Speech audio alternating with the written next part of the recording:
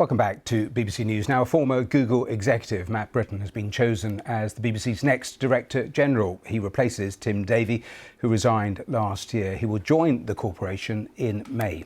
Here's our media correspondent, David Sillito.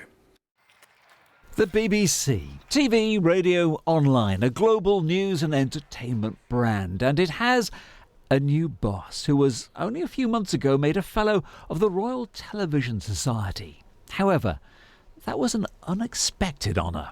When I was contacted about this, I literally went back and said, this must be a mistake. I've never written a script. The only times I've been on television is being grilled by tough interviewers, some of whom are in the room. And so, what is this about? But it genuinely an honour. The TV industry here is something I love and had admired for a long time and have been trying to get into for a very long time. Well, he's certainly got his foot in the door now. So who is he? Matt Brittin first made headlines 40 years ago as a Cambridge rower in the boat race. Being out here with all of the media around and with everybody watching you all the time you go out, I found it a bit different, certainly from other rowing. The British public are pretty cross with you. That glare of publicity returned 30 years later when, as European boss of Google, he faced questions from MPs about Google's tax affairs and also, memorably, his own pay. Could you tell me what you get paid, please, Mr. Brittin? I don't have the figure, but I'll happily provide it. You don't know what you get paid, Mr. Well, Chair, let me... I mean, perhaps you could give us a ballpark of what you get paid. Forget the share options, then. What's your basic salary? It's a salary. I don't have the figure, but I'll provide the figure privately if it's relevant to the committee to understand my salary. He's replacing Tim Davie, who announced he was stepping down in the wake of an edit of a Donald Trump speech that the BBC has now apologised for and is also the subject of a multi-billion-dollar lawsuit. The corporation's also in the midst of negotiations with the government about the BBC's next charter and also the future of the licence fee.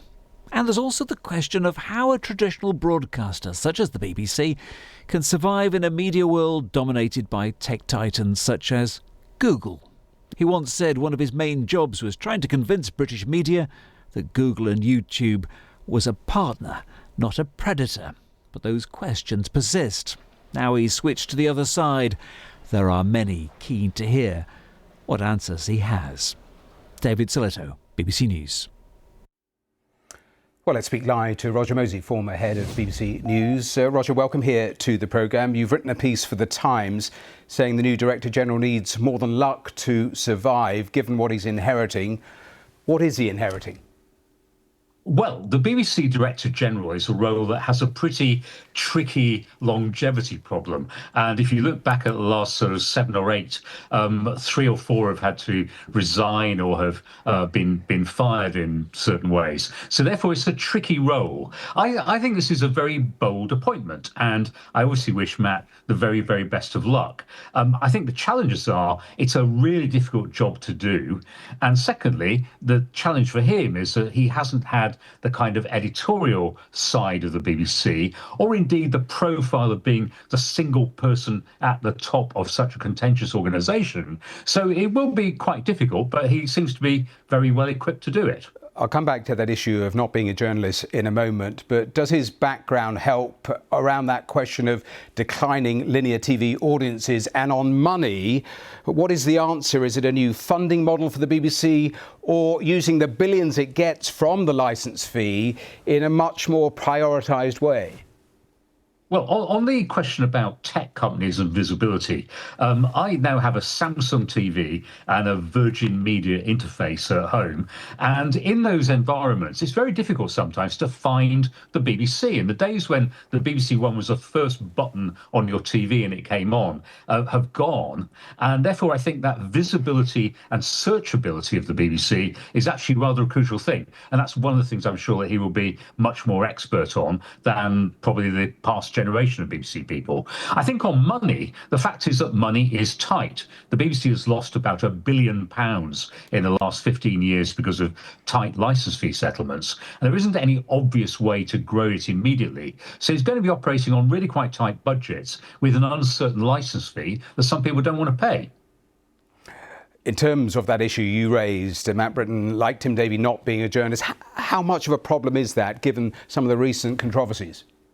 Well, as a journalist, I think you can sometimes overstate the wisdom of journalists. But the fact is that it's normally journalism that causes problems for directors general. So if you look back at the Hutton affair, which happened during the Iraq war, if you look at the Panorama edit, if you look at the Gaza documentary, which caused a lot of controversy a year or so ago, those tend to be journalistic issues. And if you're not a journalist, you have to rely on the people around you to give you the right advice. I think at times Tim Davie did not get the right advice. So Matt needs to make sure he's got the right people in place and that he and the team are making the correct decisions for the BBC. A Deputy Director General, is that what you would recommend?